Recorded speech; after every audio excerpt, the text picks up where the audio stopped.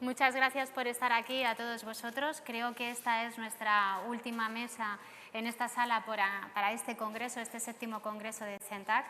Tengo que decir que hemos reservado lo mejor para el final, como siempre, sin lugar a dudas, y quiero daros las gracias sobre todo porque tenemos un reto muy importante y es tratar de conseguir transmitiros todo lo que somos capaces en muy poco tiempo. Nuestros 3 ponentes de hoy, nuestros 3 compañeros de viaje y de mesa en este momento tienen una gran dificultad para tratar de ajustarse a un tiempo que vamos todos un poco apurados, ¿no? Pero muchas gracias por acompañarnos, muchas gracias por estar aquí. Me gustaría presentaros. En primer lugar tenemos a Esther Bueno. Esther es técnico experto en comisionado para la universidad, la juventud y los planes especiales de la Fundación 11. Como os podéis imaginar, Esther va a traer una experiencia evidentemente mucho más orientada hacia una realidad y con un enfoque muchísimo más, digamos, universal, por lo que hemos comentado. A continuación nos acompañará Marlon Molina. Marlon es director de Computer World University y además es ingeniero en informática, donde nos podrá plantear todo lo que son las oportunidades y las soluciones tecnológicas fundamentalmente. Y como no, Lluís Pastor, director de eLearn Center de la Universidad Oberta de Cataluña. Lluís nos va a hablar y nos va a tratar de aproximar cuál es la realidad de la accesibilidad y las vías de la accesibilidad en el mercado, en la actualidad, en la universidad. A mí me gustaría, veis que voy muy rápido, si en algún determinado momento queréis hacer algún tipo de pregunta, creo que sería muy interesante hacerla al final para poder conseguir una cierta dinámica y una cierta posibilidad de exposición de todos nuestros ponentes, pero sí que me gustaría iniciar lo que es esta mesa y esta jornada, también dándole las gracias a ellos por acompañarnos y por compartir con nosotros sus experiencias, y sobre todo me gustaría plantear una reflexión que tiene que ver con el sentido de esta jornada. Y es que la tecnología ha revolucionado el mundo de la educación, como no, es otra de las cuestiones que hoy tenemos. Hemos estado hablando durante este congreso y hemos oído hablar de los nativos digitales, hemos oído hablar también de la facilidad que ha supuesto las nuevas vías y los nuevos usos tecnológicos en nuestras organizaciones y en nuestros mercados educativos, pero al mismo tiempo también han sufrido barreras, también tienen ciertas dificultades lo que es el mundo de la educación. Y aquí, una vez más, no solamente el compromiso de las sociedades y de las entes privadas, también tiene que haber un compromiso de la administración, precisamente para tratar de minimizar lo que se llama brecha digital. Con todo este ámbito de actuación, desde luego que las tecnologías han jugado un papel muy importante y un papel muy positivo que no podemos olvidar, y que es un papel absolutamente revelador y renovador y que presenta un sinfín de posibilidades para determinados grupos y determinadas personas con determinadas capacidades diferentes. Estamos hablando, por ejemplo, de los formatos digitales para las personas invidentes. A partir de todo este ámbito, como os decía anteriormente, me gustaría que nuestros ponentes nos ayudaran a enfocar cuál es el hoy y cómo va a ser el mañana en el mundo de la educación. Muchas gracias y les dejo con ellos. Esther.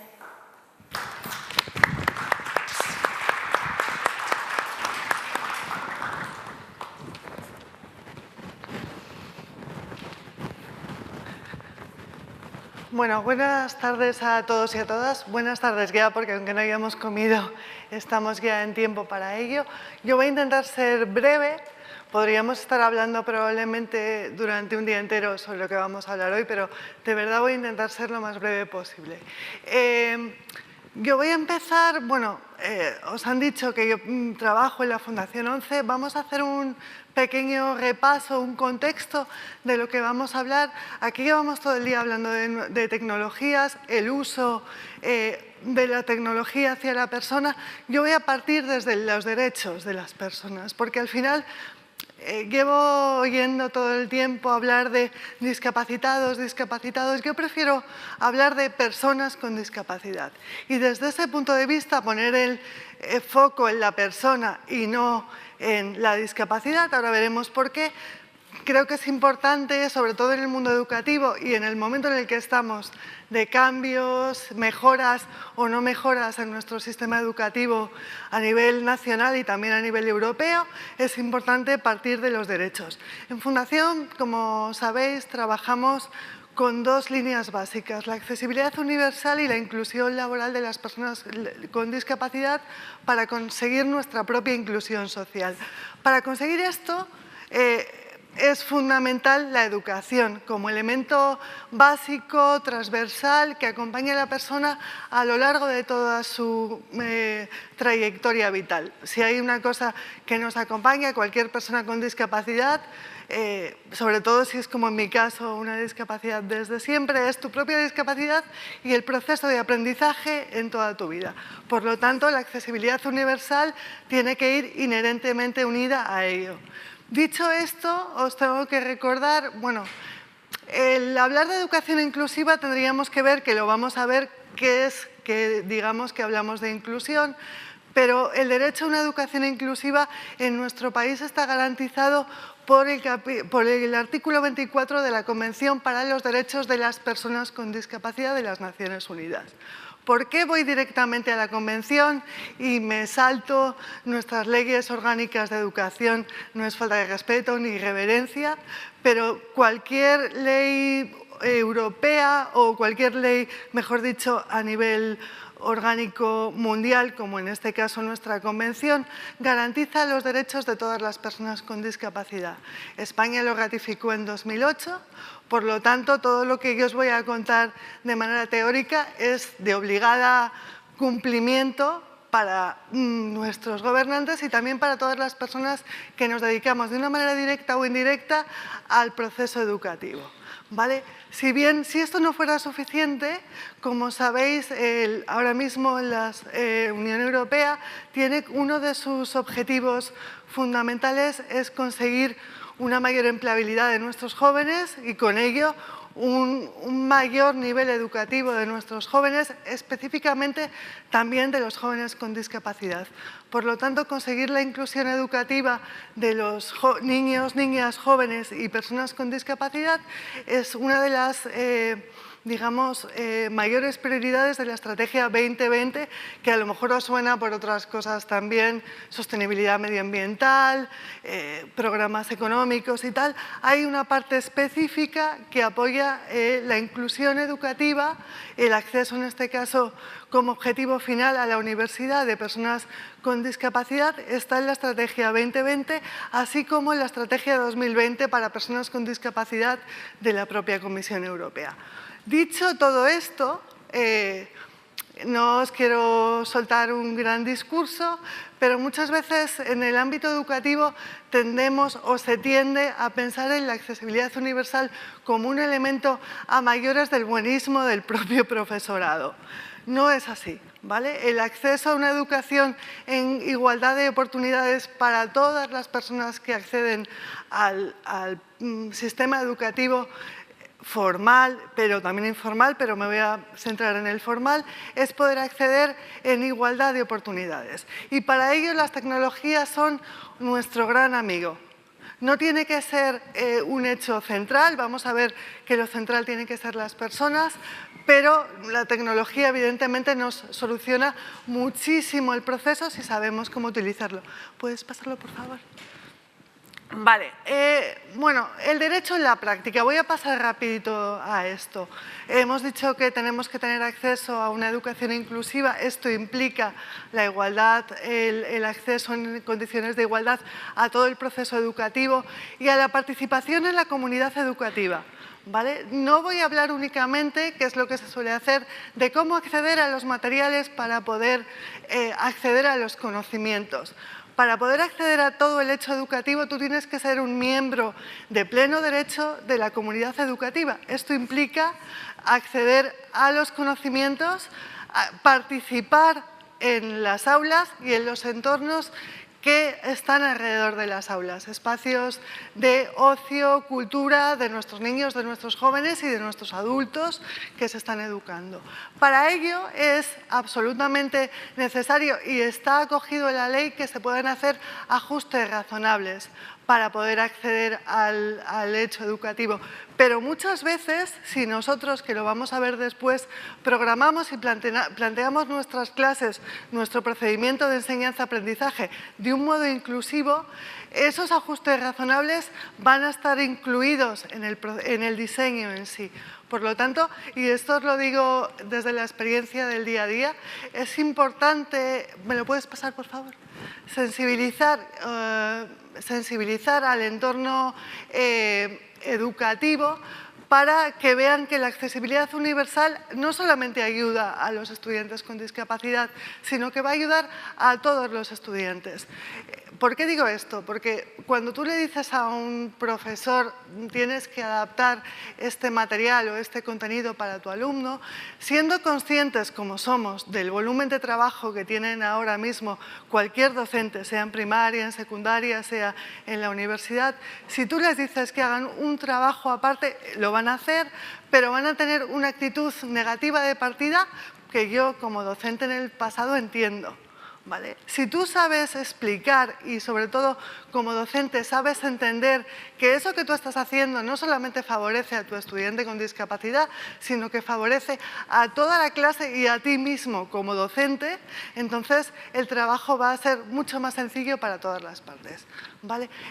¿Por qué digo esto? Porque nosotros al final queremos que los estudiantes puedan acceder a la educación en igualdad de oportunidades, como os decía, pero no solamente acceder, que puedan desarrollar todo su potencial en el mundo académico y que ya no hablemos solo de estudiantes con discapacidad en la universidad. Os han dicho en la presentación que yo trabajo mucho con universidad, es cierto, pero nosotros ya no queremos solo que haya estudiantes con discapacidad, queremos que haya docentes con discapacidad, queremos que haya personal de administración y servicios con discapacidad, queremos que haya catedráticos con discapacidad, porque solamente así vamos a poder cambiar realmente el hecho educativo. La universidad siempre ha sido un generador de conocimiento, pero también de cambio social.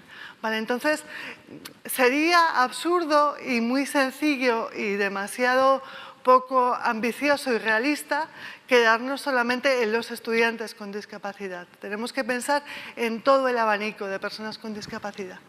Pasa, por favor. Vale, para eso, como os decía, tenemos que partir de la sensibilización hacia la comunidad educativa, no únicamente los docentes. ¿Vale? Tenemos que partir de la sensibilización hacia los docentes, hacia los equipos directivos del centro educativo, sea del ámbito que sea, de las familias, tanto de personas con y sin discapacidad y de los propios estudiantes. Tenemos que utilizar la accesibilidad universal como el diseño para todos y la accesibilidad universal como un elemento de apoyo que nos pueda permitir mejorar el hecho de la formación. ¿Vale? Y tenemos, bueno, lo vais a ver ahí, al final todo es una consecuencia. Si nosotros sensibilizamos, accedemos a la accesibilidad universal, al final terminamos desarrollando nuevas tecnologías o nuevos elementos de apoyo que faciliten la inclusión y cerramos el círculo. ¿De acuerdo?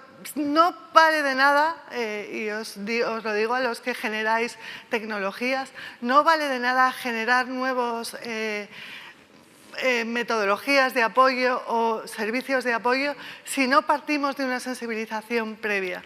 Porque lo que queremos es que se pueda acceder a los conocimientos, sí, pero también que se cree un entorno realmente inclusivo. Por lo tanto, está muy bien que hagamos nuestra tecnología estupenda y que sea accesible, pero tenemos que partir de la propia sensibilización. ¿Por qué? Porque si no nos estaríamos perdiendo un 15% del talento mundial. De ese talento, el 15% de personas con discapacidad que hay en el mundo con respecto al total y de la capacidad que las personas con discapacidad tenemos de generar cambio y evolución social. ¿Vale? Pasamos, por favor. Vale, por ello yo os he venido básicamente hoy para animaros a repensar el sistema educativo, nuestro trabajo en la educación desde el punto de vista de la inclusión, porque no hay mayor exclusión social que el estar apartados de los conocimientos. Vamos a ver en un momentito que eso que yo os estoy contando no es una teoría. Nosotros trabajamos día a día con un montón de jóvenes que una vez que terminan la enseñanza secundaria obligatoria se desconectan del sistema educativo y eso es un problema para ellos, es un problema para sus familias y su futuro, pero también es un problema para nosotros en cuanto a sostenibilidad y en cuanto a desarrollo de nuestros ciudadanos en condiciones de igualdad. Vale, pasamos por favor. Pasamos esto porque yo os lo he contado en realidad. Vale, vamos a hablar de, por fin voy a hablar de tecnología, la tecnología inclusiva en el entorno educativo. ¿Cómo tiene que ser esta tecnología? Os he puesto 9 características, voy a pasar, como nos han dicho que vayamos rapidito, un poquito para atrás, por favor. Voy a pasar rápido. En primer lugar, la tecnología siempre en el entorno del aula, en el entorno educativo.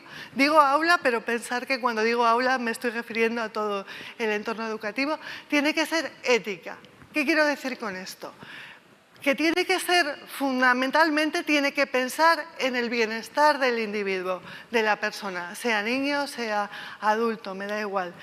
El que luego esa tecnología me pueda ayudar a adquirir conocimientos o competencias es una consecuencia.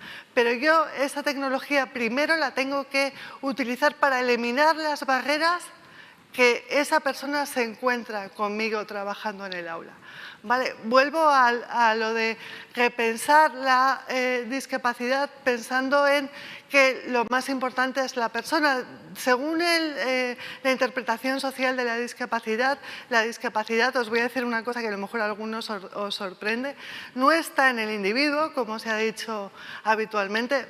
Yo voy con muletas, la discapacidad es que no puedo andar, el problema lo tengo yo. Eso sería el enfoque médico. Desde el enfoque social, la discapacidad está en el entorno. Si yo a mi alumno le quito esas barreras que hacen posible que pueda acceder al conocimiento y al entorno educativo en igualdad, la discapacidad desaparece. Por lo tanto, eso es la explicación de que la tecnología tiene que ser ética, centrada en el individuo.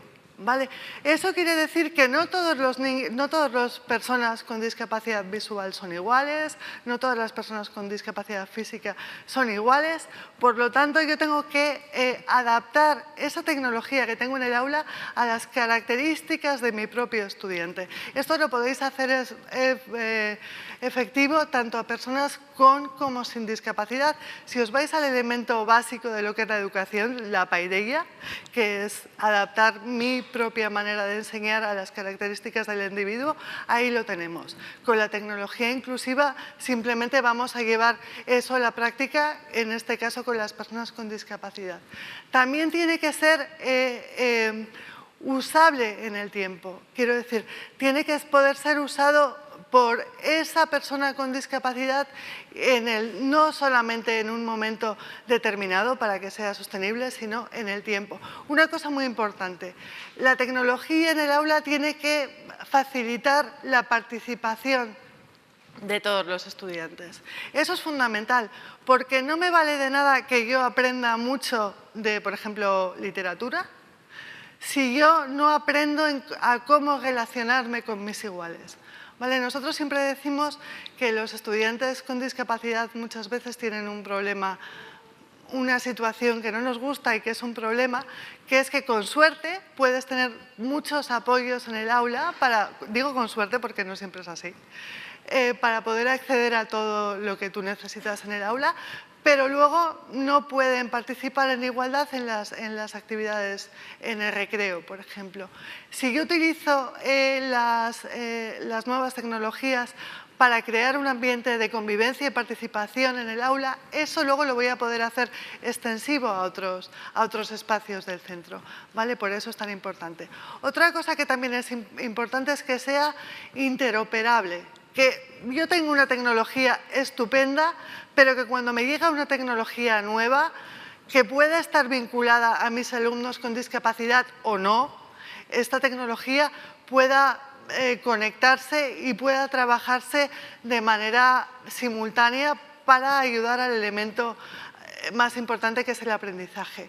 ¿Vale? Por último, me he saltado alguna, pero os las he explicado anteriormente, por eso me las he saltado. También es muy importante, y en el caso de personas con discapacidad es fundamental, que esta tecnología sea segura. Segura en la usabilidad, ¿vale? En cuanto a que pueda ser utilizado por cualquier persona, tenga la necesidad que tenga, con seguridad, pero segura también en cuanto a la protección de los datos de esas personas que lo van a utilizar y en cuanto a la privacidad de esas personas que lo van a utilizar. No os digo cuánto más de segura tiene que ser cuando además esas personas son menores, porque si no lo sabéis, por la Ley de Protección de Datos, nuestros menores con discapacidad tienen que tener un nivel de protección superior. Por lo tanto, a la hora de diseñar mi tecnología, eso también lo tengo que tener en cuenta, este decálogo, pero muy especialmente este elemento de la seguridad. Sí. Pasamos y terminamos. Vale, voy a ir muy rápido, muy rápido. Cuando yo os decía que en educación no solamente tenemos que tener en cuenta la creación de contenidos en el aula, es porque realmente creemos que tenemos que tener en cuenta todo el proceso. Tenemos que tener en cuenta todo el proceso de enseñanza-aprendizaje. Esto implica que el docente tiene que empezar a pensar de una manera, y las tecnologías que tiene a mano de una manera universalmente accesible, desde el mismo momento que está preparando sus clases, desde el mismo momento que tiene que pensar cómo hacer un entorno de enseñanza amigable para todos los estudiantes. Me quiero detener aquí un segundo, porque en este punto es importante también que los docentes sepan cómo combinar estas nuevas tecnologías con cómo sacar favor de las discapacidades de sus estudiantes con discapacidad. Que vean, y os lo digo porque en el trabajo del día a día tenemos muy buenos resultados con eso, que los estudiantes con discapacidad sean un elemento activo y que puedan, todos tenemos capacidades y todos tenemos discapacidades, algunos con certificado y otros sin ello, ¿vale? Que como docentes sepamos poner en valor las capacidades de nuestros estudiantes con discapacidad y utilizar eso en el entorno educativo. Eso, combinado con las nuevas tecnologías, nos da un sinfín de posibilidades que antes evidentemente no teníamos. ¿De acuerdo? Evidentemente también tenemos que sacar partido de las nuevas tecnologías en el proceso de evaluación, que tiene que ser continuo, como sabéis, o debería serlo, y casi siempre lo es más, y en el proceso de evaluación del propio docente, porque muchas veces cuando pensamos en evaluación solamente pensamos en la evaluación de los estudiantes, pero también tenemos que pensar en la evaluación del docente. Esto las nuevas tecnologías nos lo facilitan enormemente. Pasamos, por fin. Vale, ahora voy a partir, después de, digamos, a terminar un poco con cómo nosotros hacemos que este diseño para todos, esta accesibilidad universal, llegue a todas las personas en el entorno educativo. Desde Fundación 11 hemos lanzado, pues hace 2 semanas, se ha puesto en marcha hace apenas 4 o 5 días, un MOOC sobre diseño para todas las personas y creación de elementos de apoyo. ¿Por qué creemos en el formato MOOC? Porque para que esta sensibilización sea posible y este conocimiento real de lo que es la accesibilidad universal y el diseño para todos sea efectivo, tiene que llegar de la mejor manera posible, sencillo y evidentemente gratuito, a todos los profesionales del entorno, en este caso universitario. Lo estamos haciendo con la UNED. En mi presentación tenéis el enlace, podéis entrar, como os digo, libremente desde ya. Os lo recomiendo mucho, yo soy muy fan del formato MOOC, pero en este caso os va, por un lado, a dar una pátina general de lo que es el diseño para todos y cómo podemos interactuar entre la persona y la computadora y la máquina, ¿de acuerdo? Y por lo tanto, cómo podemos sacar partido a todo lo que os estoy contando en teoría. Pasamos, y ya termino. Pasamos. Esto ha tenido como punto de partida la creación de las guías curriculares de diferentes titulaciones universitarias. Os he traído aquí la de informática y telecomunicaciones porque era la que más se ajustaba a nuestro campo de discusión hoy. La Fundación ONCE, junto con la CRUE, desde hace ya unos años está creando unas guías precisamente para introducir en los currículos de las titulaciones universitarias la discapacidad y el diseño para todas las personas como elemento transversal en diferentes titulaciones. Derecho, psicología, arquitectura, hemos hecho muchas ya.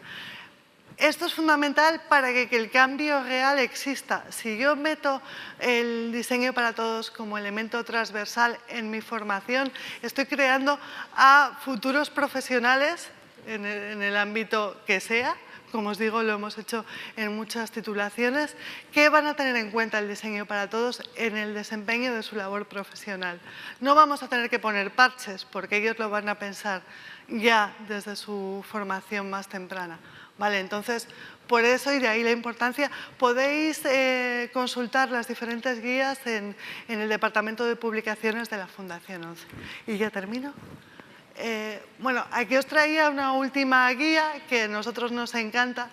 Cada año recibimos muchísimas llamadas de estudiantes con discapacidad y de profesores que nos preguntan por los diferentes recursos de las universidades. Entonces pensamos, yo puedo contestar a 50 estudiantes al año y estoy encantada de hacerlo, o 100 o 150, pero si ellos pueden utilizar la tecnología para poder acceder libremente a todo ese conocimiento y a todo lo que pueden tener en sus aulas, va a ser muchísimo mejor. Por eso lanzamos una guía de recursos para estudiantes universitarios con discapacidad, porque no queremos que ningún estudiante en las etapas previas a la universidad no sepa los recursos que tiene a su disposición, ni tampoco queremos que los que ya están en la universidad se pierdan oportunidades, como por ejemplo la movilidad internacional, etcétera, por no saber los recursos. Este es un buen ejemplo de cómo usar la tecnología de un modo muy sencillo para favorecer la inclusión de una manera transversal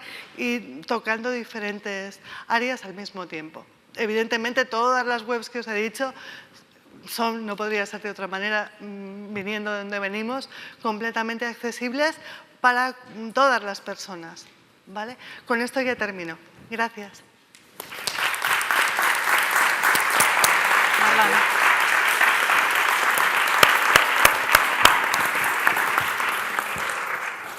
Muchas gracias, Esther. Marlon, tienes un reto todavía mucho mayor porque Esther nos ha ido diciendo ya termino, ya termino, ya termino. Pero iba cogiendo un minutillo más cada vez. Por favor, adelante. Lo intento en menos de una hora. ¿Sí? No, en menos de 15 minutos. Vale, muy bien. Bueno, muchísimas gracias. Lo típico, gracias por seguir aquí. Hay una cosa que me ha gustado mucho mientras me cargan la presentación, y es que durante estos 2 días, si bien es cierto el título ha sido Transformación Digital, no he escuchado a nadie lanzarse a hacer una definición. Eso lo que significa es que ya lo tenemos muy interiorizado, asumo, ¿no? Ya sí, normal, claro, la transformación digital. Ya no hace falta que lo digamos, que lo expliquemos, ni nada parecido. Bueno, como yo dirijo una cátedra que se llama Para la Transformación Digital, me gustaría poner muy rápido una definición que nos pueda ayudar en todas las cosas que voy a ir diciendo, porque una de las definiciones es, la transformación digital es, examina cuáles son los recursos que tienes hoy, tuyos, personales o de la organización en conjunto, mira quiénes son tus clientes y dónde van a estar dentro de 5 años, y con esas capacidades, cómo nos preparamos para ese momento. ¿Y por qué le llamamos digital? Porque estamos en una era digital. Una de las cosas que tiene de bueno estar el segundo día es que he podido ver a los que han hablado el primer día. ¿Sí? Y puedo además adaptarme también, ¿no? Lo que tiene de malo al final es que tienes muy poco tiempo. Pero ayer teníamos, por ejemplo, a Chema, que decía que pagábamos con nuestra privacidad, y además nos lanzaba retos desde la perspectiva de la seguridad. Impresionante. Estamos hablando de transformación digital y empezamos con una charla de ciberseguridad, y además que a todos nos hace pensar y nos dice, oye, sí, es verdad. O sea, tenemos un nuevo intercambio, ¿no?, de datos. Silvia, por ejemplo, decía, o te renuevas y renuevas, ¿sabes?, desde la parte de renovarse electrónica, o desaparecemos. Y algo muy, muy impresionante que dijo Juan Carlos Ramiro, y que además fue parte de este evento, es una transformación digital pero concentrado en la persona, es correcto, es concentrado en la persona, pensando en la persona. En IDC hemos acuñado el término la tercera plataforma cuando nos referimos a este tipo de tecnologías de las que se han estado hablando hoy. Si llevas desde ayer y hoy, has estado escuchando de Internet de las Cosas, de Big Data, de robótica, de Cloud Computing. Sí, hemos estado hablando de todo ese tipo de tecnologías y eso es por el momento en el que estamos. Nosotros nos estamos moviendo hacia ahí.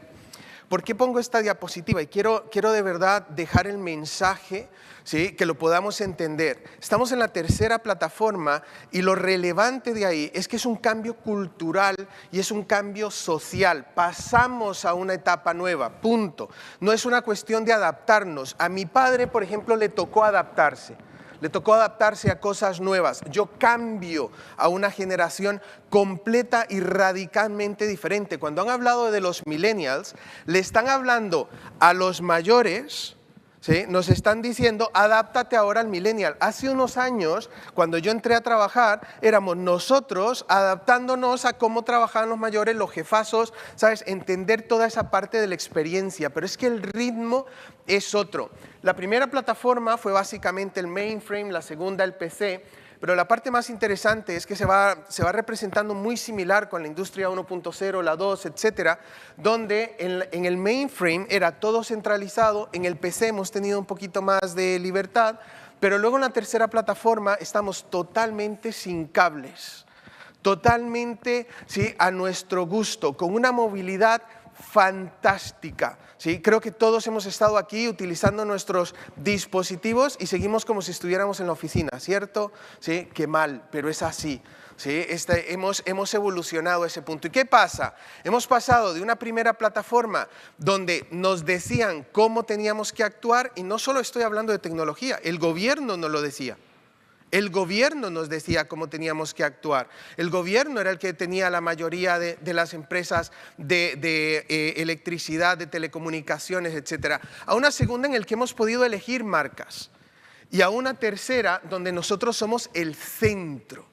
Y por eso es tan impresionante el que digamos, sí, la transformación digital basado en la persona. Y cada persona, tal como lo decías, ¿sí?, cada persona, sin ver las diferencias, somos seres humanos y esos seres humanos estamos en el centro.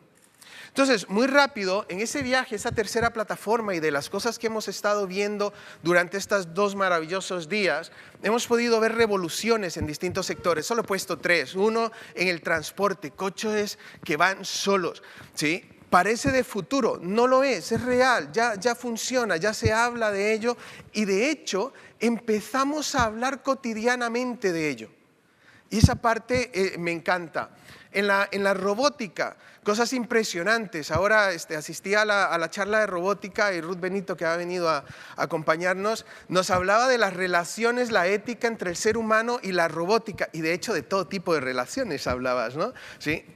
Liberar la imaginación, todo tipo de relaciones entre personas y robots. Y la sanidad. Esa parte de la sanidad, el que está sentado ahí, que le dimos el príncipe de Asturias, princesa de Asturias, ¿sí?, este año es un cyborg.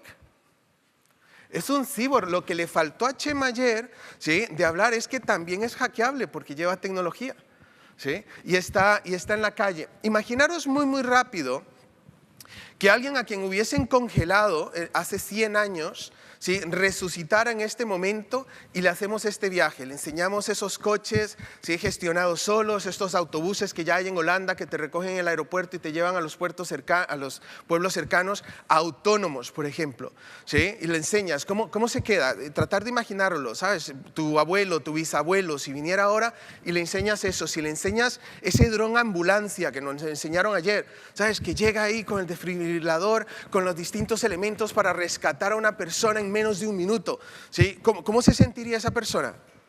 ¿Se impresiona o no se impresiona? ¿Sí? ¿Cómo se impresionaría al ver a una persona, sabes, un cyborg con partes robóticas? Bueno, esa misma persona que hace 100 años le congelaron y aparece ahora, se viene al aula, ¿y cuáles son las diferencias? Sigue habiendo una persona que se supone que es la que más sabe, hablándole a todos los que están ahí en el aula, todos ahí atados, de hecho, prohibido sacar el móvil, haciéndoles exámenes. ¡Qué cosa más antigua, por favor! Haciéndoles exámenes, evaluándoles, haciéndoles preguntas que Google sabe responder. Que yo no entiendo para qué quieres que un ser humano, ¿sí?, se aprenda ese tipo de cosas, ¿vale? El aula es el que menos se ha transformado. Y eso es culpa nuestra, de los que estamos aquí, perdón, porque no hemos participado lo suficiente en hacer esa transformación. Nos cambian, viene un nuevo ministro de Educación, nos cambia, ¿sí?, las reglas, y lo que se le ocurre es poner otro examen. En vez de preguntarnos a los que estamos aquí, ¿sí? En vez de, habéis visto todos los que habéis desfilado, ¿no? Bueno, ninguno de ellos dijo, bueno, y yo estoy asesorando además al Congreso. No, ninguno. Así que esto es una evolución, evolucionamos, y lo que está pasando es que el ser humano evoluciona, la sociedad como tal evoluciona y es imparable en esa transformación digital, ¿sí? Y ahora empiezo a decir muy rápido, ya voy. Este es un coche de los años 70 y así lucía el carnet, ¿no? Más o menos de aquellas épocas, ¿vale? Este es un coche de los que vamos a tener ahora. Yo tengo dos niñas, una de 14 y una de 10 años. Le he dicho a la de 10 años que es muy probable que ella no se saque el carnet de conducir, lo cual le ha resultado frustrante. Porque además en la sociedad que estamos es como estoy esperando tener 18 años para sacarme el carnet. No puedo tener un coche, pero ¿sabes? Todavía no me lo puedo pagar, pero sacarme el carnet. ¿Veis la evolución? Sí, es radicalmente diferente. Mi padre, cuando hacía ese examen, yo lo hice también muy cercano, nos preguntaban de mecánica. Sí, porque cuando salíamos de viaje, seguramente, echar ahí el recuerdo, ¿no? El coche se paraba. Sí, mi padre se iba adelante al capó y lo abría, después iba al maletero, sacaba cosas, las unía por ahí, ¿sí?, y lo echaba a andar. Era increíble, yo no tengo esa capacidad, yo respondía a las preguntas, no tengo la capacidad de abrirlo, por suerte, pero es que ya no lo vamos ni a conducir. Y no nos sorprende, ¿no? El siguiente. Y esto es para que reflexionéis en el aula, ¿no? No tengo la respuesta, además voy a poner un signo de pregunta enorme. ¿Alguien recuerda ese módem? Que se conectaba al teléfono, hacía un...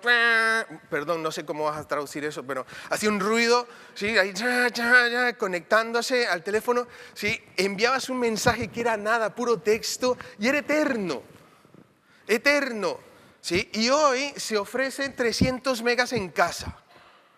Es alucinante. Bueno, aquí está la otra comunicación. Ayer nos dijeron de Red.es en la apertura de este congreso, las telecomunicaciones, las comunicaciones son parte del futuro y es lo que va a transformarnos. Además, y tiene toda la razón. Sí, hace unos meses, lo publicó El País ahí, se transmitió telepáticamente, y esto nos lo contó Silvia además, es al inicio, telepáticamente un hola en un módem de 56K, pero espérate. Porque telepáticamente, ¿sí?, en 4 o 5 años nos vamos a poner aquí y yo todo lo que quiero deciros os lo voy a decir así, ¡bum! Porque eso es banda ancha. Es banda ancha. Imaginaros el aula. Va a entrar el profesor, va a mirar a todos los estudiantes y le va a descargar la lección. 3 segundos. ¿Y ahora qué hacen? Un examen, ¿no? Sí. ¿Y ahora qué hace? Un examen. Por eso, si lo veo desde la perspectiva de la educación, sí, esto que os había dicho antes, ahora le pongo a los chicos ahí. Lo que tiene que pasar es una colaboración total. Olvídate de las memorias, de los exámenes, ¿sabes? De todo esto. Le vamos a descargar la lección y ahora crear. Y ahora crear, que es lo que tiene que pasar, que de hecho es la revolución que estamos teniendo en los posgrados. Y entonces, para cerrar mi presentación en circular, cerro con la primera de todas, ¿sí? Cuando hablamos de que pagamos con nuestra privacidad, Chema decía una frase que la dice perfecta, ¿vale? O sea, es 100% correcto y se equivoca totalmente, ¿sí? Y es así, dice, tú tienes que decidir, cuando te descargas una app, tienes que decidir tú si quieres darle en pago tu privacidad. Dice, perdona, ¿tú sabes lo difícil que es esa pregunta? ¿Sabes lo que es? Es como si voy a Wikipedia y quiero ver, no sé, la masa de una estrella, ¿sí? Y entonces me dice, bueno, Pero ¿qué prefieres? ¿Cómo quieres que te dé la masa? ¿Utilizamos una ecuación diferencial, por ejemplo, gravitatoria? ¿O usamos una ecuación binaria como la de Kepler? Y yo qué sé. Si te preguntaran cuál es la definición de colegio, ¿no dirías que es el sitio en donde estamos preparando a nuestros hijos, nuestros mayores valores? Se bajó aquí en la ponencia anterior, ¿sí?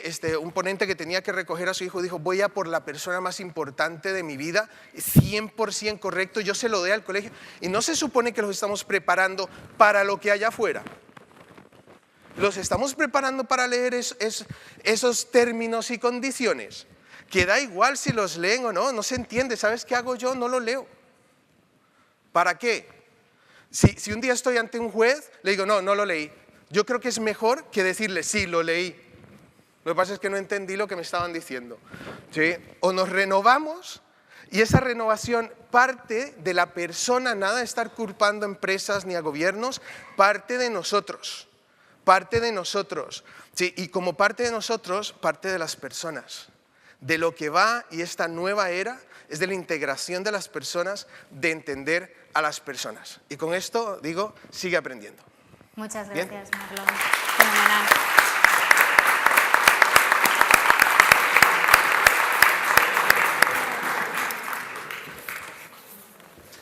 Pues nada, señores, el último.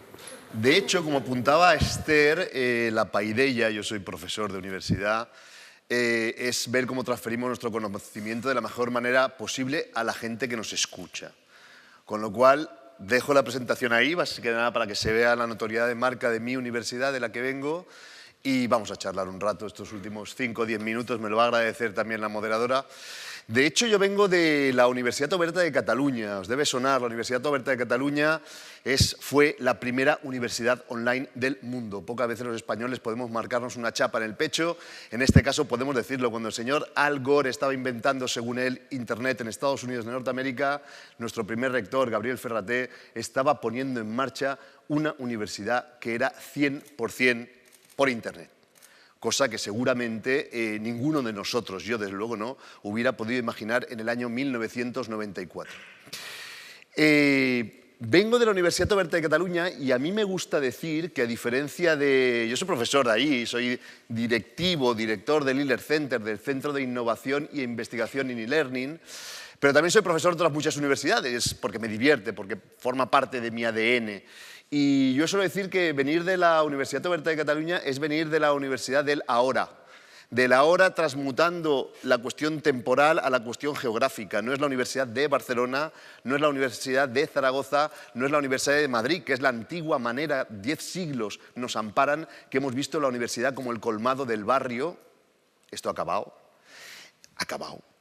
Y digo que vengo de una universidad que nos postulamos como la Universidad de la Hora. Hay muchas universidades de la Hora. Están surgiendo iniciativas muy distintas. Esto sería otro foro que nos llevaría seguramente mucho rato, pero hay incluso instituciones que no son las certificadoras universitarias de toda la vida, amparadas por los estados, por las regiones, sino por empresas privadas que están haciendo nuevas iniciativas, que están, digamos, atrayendo como si fueran nuevos flautistas de Hamelín a miles y miles de estudiantes en el mundo. Bien, digo que vengo de la Universidad Oberta de Cataluña, de la Universidad de la Hora, porque es también la primera universidad de las que yo conozco, no he estado en Harvard, de las que yo conozco en las que el centro no es el profesor. Habitualmente cuando vamos a hacer clase por el mundo, está claro que en cualquier universidad del mundo el centro es el profesor y se ve por dos pequeños indicios. Uno de ellos es que en el espacio, en el ecosistema que nos dan llamado aula, el profesor, como en esta sala, tiene entre el 30 y el 40% del espacio y el resto del mundo vive apiñado. Esa pequeña prerrogativa hace pensar que yo soy más importante que vosotros, cosa que no es cierta. Y la segunda, que es un indicio todavía mayor, es que el profesor en las universidades tiene despacho siempre, aunque no esté nunca. Es decir, esa parte de los presupuestos generales del Estado dedicadas a despilfarrar metros cuadrados en nuestros edificios públicos es otra de las prerrogativas que indican que el profesor es el centro de esa institución llamada universidad. Pues bien, en mi universidad, desde los padres fundadores, porque si lo hubiera hecho yo, lo hubiera hecho mi equipo, podría sacar pecho, pero es una cosa que nos viene casi escrito en nuestro código de Hammurabi, desde nuestros padres fundadores, hay un modelo que responde a lo que hacemos O dicho de otro modo, nosotros respondemos a ese modelo y en ese modelo la iniciativa, la frase más importante es el estudiante está en el centro. Y eso desplaza a todos nosotros, profesores, a ser meros ayudantes para que cada uno de nuestros estudiantes aprenda. No somos profesores que formamos, sino somos personas que ayudamos a otras personas a que aprendan. Y sobre ese modelo, que es el modelo del estudiante está en el centro, nosotros que somos una universidad online, 100% online, tuvimos que estructurarnos de una manera bien distinta al resto. Eliminamos los despachos, afortunadamente. Las aulas las convertimos en virtuales y ahora estamos en el proceso de la eliminación del aula como concepto virtual. Y lo que hicimos es poner al estudiante al centro, ese sujeto de aprendizaje, y lo acompañamos de 3 elementos. Lo acompañamos de otras personas que podían acompañarlo, colaborar con él en ese aprendizaje. Ya no damos clase, estamos trabajando día a día con él. Lo acompañamos de recursos de aprendizaje, materiales, programas tecnológicos, y lo acompañamos de grupos humanos, de otras personas, de otros estudiantes que colaborativamente iban a ayudarlo en su aprendizaje. No es un autoaprendizaje, sino es un grupo humano que avanza conjuntamente, aunque los resultados de cada uno finalmente sean los de cada uno. Pues bien, comprenderéis que en ese modelo, que es un modelo que cambia también muchas cosas respecto a las otras universidades, porque es un modelo en el que la propia universidad se hace responsable de todo. No es el profesor que tiene mejores o peores apuntes, como apuntaba Esther, el profesor que hace los cambios porque quiere, porque lo convencemos o a duras penas, sino que la propia universidad asume esos compromisos sociales de decir, señores, somos una universidad para todas las personas. Y eso significa que nuestros recursos tecnológicos tienen que estar adaptados desde el minuto 1, día 1, segundo 1, y nuestros contenidos tienen que estar adaptados desde el minuto 1, segundo 1. A veces nos cuesta tiempo también y a veces la propia tecnología hace que no tengamos soluciones inmediatas, pero sí que está en nuestra preocupación básica. Solo para ilustraros esto, os pongo un ejemplo. Os pondré este ejemplo, os daré 2 datos y nos podremos ir tranquilamente a la clausura o hacer las preguntas que queráis.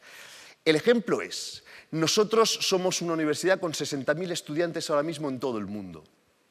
Y a estos estudiantes les proporcionamos materiales, contenidos, básicamente de base textual, para que puedan ellos desarrollar sus procesos de aprendizaje. Nuestra universidad está entendiendo, como esa universidad de ahora, que los contenidos textuales son necesarios, pero ya no son el único recurso de aprendizaje, sino que hay otro tipo de recursos tremendamente eficaces, que son los recursos audiovisuales. Nuestros recursos audiovisuales, lo que estamos montando, los que estamos haciendo, todos por descontado están subtitulados, todos. Pero, y esa es la reflexión interesante, para que veáis que cuando una preocupación empapa el modelo en toda su centralidad y abarca cada una de las capilaridades de nuestra universidad. Yo que he sido responsable de asesorar a empresas, gracias a estar en la Universitat Oberta de Catalunya, asesorar a grandes empresas españolas en cómo hacían ese salto, ese paso al aprendizaje online, me he encontrado en ocasiones en los últimos años desarrollando productos audiovisuales para esas empresas que tenían contenidos de ficción. Claro, el contenido de ficción es genial porque atrapa mucho más, en castizo diríamos que es mucho más engaging, ¿no? Pero tiene una realidad. Y es que el producto de ficción, a diferencia de un producto meramente descriptivo, donde un profesor te cuenta una cosa o donde localizas en un espacio un tipo de conocimiento, en el que puedes resolverlo con subtítulos, el producto de ficción requiere audiodescripción. Tienes que saber qué le está pasando a ese personaje. Pues bien, eso que grandes empresas de este país, porque tienen grandes cuentas de explotación, se pueden pagar, llevado al extremo para 60.000 estudiantes en nuestra propia universidad, por ahora es un recurso con su audiodescripción impagable. Y eso ha hecho que en el cambio de recursos de textual audiovisual que se está produciendo en la universidad hayamos excluido los recursos de ficción, porque no pueden tener ese soporte para que todas las personas puedan acceder a ellos. Eso significa formar parte del modelo. Eso significa velar porque aprendan todas y cada una de las 60.000, y esperamos que sean mucho más, personas que confían en nosotros. Esta era la explicación, la anécdota que os quería dar, y os doy los datos y cerramos. Claro, una universidad como la nuestra, igual que la UNED también, son universidades que están llamadas a atraer a más personas con algún tipo de discapacidad por cuestiones obvias. Simplemente que sepáis que es así. La Universitat Oberta de Cataluña representa el 33% del número de estudiantes con algún tipo de discapacidad, el más del 33% en las universidades catalanas, y somos la tercera universidad por detrás de la UNED y de la Universidad de Valencia. La UNED por cuestiones obvias, porque pagamos entre todos la matrícula de los estudiantes, y está bien que sea así. Somos la tercera universidad en captación de estudiantes, de personas con algún tipo de capacidad por encima del 33%. Ese es el compromiso de esta universidad, que es una universidad de todos también, y yo os diría que es el compromiso que tendríamos que tener como directivos de universidades en España todos nosotros. Porque como apuntaban mis compañeros Esther y Marlon, hablar de educación hoy ya no es solo hablar de educación, es hablar del germen del mundo que nos espera. Nunca como hasta ahora ha sido tan importante acompañar a las personas en los procesos de aprendizaje, porque nunca como hasta ahora, la memoria que nos alcanza a todos los que vivimos aquí, el mundo ha cambiado tan deprisa. Muchísimas gracias por vuestra paciencia. Ser el último tiene que resumes a veces incluso mejor de lo que tenías pensado las cosas. Espero que haya sido así. Y muchísimas gracias, estamos ahí a vuestra disposición.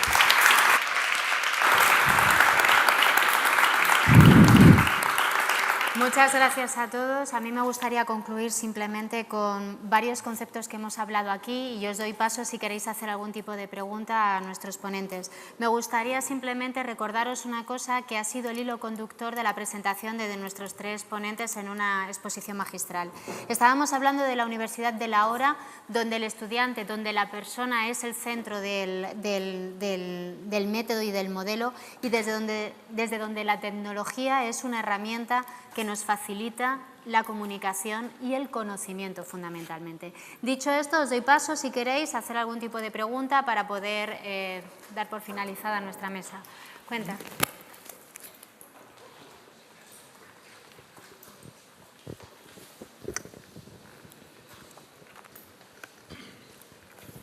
Sí, buenas. Gracias por vuestras exposiciones. Mi pregunta era para Luis Pastor, por favor. ¿Cuál es el método de evaluación que tenían, si es accesible o no, y cómo hacían hincapié? Yo vengo de la Universidad de Valencia y nuestro gran hándicap es el profesorado, hacer hincapié en generar documentación accesible, generar exámenes accesibles, un poco cómo trabajabais eso. Muchas gracias. Pues nada, muchísimas gracias. Pues claro, la pregunta es pertinente porque yo al reducir cosas me he dejado cosas fundamentales, ¿no? Fijaos que los procesos de evaluación en una universidad como la nuestra tienden más a la evaluación continua. ¿Sí? Digamos, el modelo dice, voy a acompañar al estudiante en lugar de hacer 10 o 15 performances como las que hemos hecho aquí y luego lo evalúo con un examen. Si el modelo dice, voy a acompañarlo cada día, la manera de evaluarlo es cada día, con lo cual hay pruebas semanales, quincenales, en las que el profesor te está ayudando y que cada estudiante tiene un periodo para hacerlas, pero que además, en el caso de las personas con algún tipo de discapacidad, son periodos que se flexibilizan. Porque al final estamos acompañando a personas en sus procesos de aprendizaje y ellos son el centro, no nosotros. Entonces hay un proceso de incluso flexibilización de esta fecha. Y por otra parte, en algunas asignaturas, tened en cuenta que nosotros movemos un volumen de no menos de 2.500 asignaturas de distintos grados, máster y posgrados, nos encontramos que muchas de ellas requieren algún tipo de prueba presencial también. En estas pruebas presenciales todos los materiales, incluso el tiempo, están adaptados a las necesidades especiales de cada uno de los estudiantes que llegan ahí. Ese es nuestro compromiso. A veces sale bien, casi siempre, y algunas veces requiere más conversación y más comunicación entre nosotros y los estudiantes. Y eso también sucede.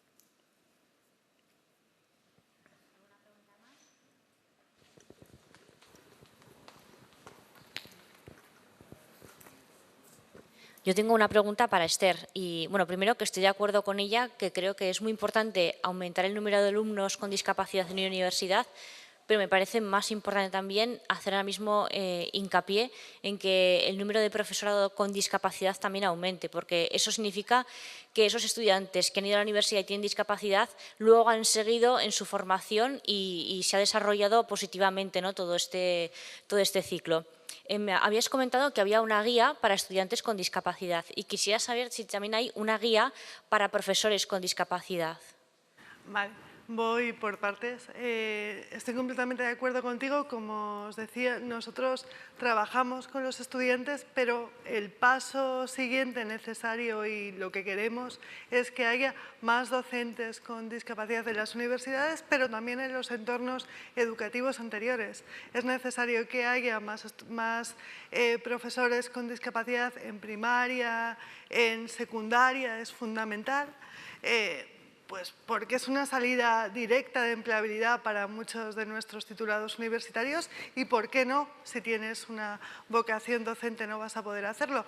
La presencia ahora es mínima en todos los niveles educativos. Una de las cosas que queremos es que eso aumente. En las universidades en concreto, hay algunas universidades ya, como la Universidad de Oviedo, la Universidad de Valencia y la Universidad de Granada, que están introduciendo la reserva de plazas para personal docente universitario ya en el reglamento, por lo que a partir de ahora va a haber una reserva, lo que ha tenido que haber siempre por la Ley de Función Pública, ¿vale? Pero ahora ya va a estar en los propios reglamentos. Luego, en cuanto a si tenemos una guía para profesores, no creemos hay guías, evidentemente, sobre cómo hacer los procesos inclusivos, pero sí que creemos que es muchísimo mejor asesorar a las personas de manera individual o en grupo. Mi trabajo en el día a día es trabajar con las universidades, en este caso, y con los centros educativos de secundaria fundamentalmente, para facilitar ese proceso inclusivo en su conjunto. El problema de las guías estancas es que estoy dando por hecho capacidades y conceptos que, como hemos dicho, si nos centramos en las capacidades de la persona y del individuo, cada persona es diferente, ¿vale? Yo tengo parálisis cerebral, pero yo tengo algún tipo de necesidades que otra gente con mi misma lesión no tiene y viceversa. Por lo tanto, hay guías y hay material de base, pero creemos cada vez más que lo que hay que hacer es formar a las personas en el concepto de diseño para todos y accesibilidad universal, para que esa guía específica de cómo tratar a un estudiante con discapacidad no sea posible, no sea necesario. Porque tú tienes que tratar a todos tus estudiantes igual y te tienes que adaptar a sus capacidades y falta de capacidades, sean las que sean. Pueden ser por motivo de discapacidad o puede ser por cualquier otra cosa. En mi caso es por motivo de discapacidad con mi área de trabajo, pero un poco más en su conjunto. La guía de la que os hablaba es una guía de recursos informativos. Yo voy a la guía y quiero saber, quiero estudiar biología. ¿Qué universidades con biología tienen intérprete de lengua de signos seguro, por ejemplo? Yo voy a la guía que os he dicho y tic-tic, lo veo y veo qué tipo de recursos tiene la universidad a la que quiero ir o qué otras universidades me puedo encontrar con lo mismo. No es lo mismo. Perdona, Esther, me refería un poco más al profesor que, teniendo él una discapacidad, lo que quiere es, por ejemplo, opositar, ¿no?, a un colegio pues, que esté adaptado a una plaza que él pueda desempeñar, ¿no?, su trabajo. Perdona, que un te poquito más. Mal. Sí, en eso estamos trabajando conjuntamente con el CERMI. Como os he dicho, de hecho es el siguiente paso. Hemos visto que hay reserva de plazas que no se cubre y creemos que no se cubre no porque no haya profesionales, sino porque, a ver, el procedimiento en sí en muchos casos es excluyente. Entonces, por eso te digo que sí, estamos trabajando con el CERMI para ello. Nosotros, en muchos casos, a los estudiantes, cuando así lo dicen, evidentemente, cuando lo desean así, les dirigimos a eso, pero el siguiente paso es trabajar en mejorar el procedimiento de acceso en el área docente y en otras, pero en el área docente es muy importante porque, al fin y al cabo, y ahí la sensibilización que os decía en mi presentación es fundamental, porque quien te evalúa en el acceso docente en secundaria y en infantil y primaria son tus propios compañeros. O Por lo tanto, es fundamental que esas personas que te van a evaluar tengan un concepto claro de las capacidades reales de esa persona con discapacidad y que tengan un concepto real del uso de las nuevas tecnologías y el diseño para todos en el aula. Hablando en latín paladino, que no piensen que como voy a tener un compañero con discapacidad voy a tener que hacer su trabajo y el mío. Yo he sido docente en secundaria y en universidad y a mí al principio me pasaba eso, hasta que conocían mi dinámica de trabajo. Evidentemente, si estás en un proceso selectivo y partes de esa premisa, tienes menos posibilidades objetivas de aprobar, ¿no? Entonces, lo que estamos trabajando con el CERMI es precisamente mejorar eso, implementar ese proceso. Muchas gracias. Yo creo que es el momento ya de dar cierre a esta mesa y a esta sesión y dar paso a la clausura del Congreso. Muchas gracias a todos por vuestra participación y por vuestra asistencia y sobre todo muchas gracias a los que estáis todavía aquí.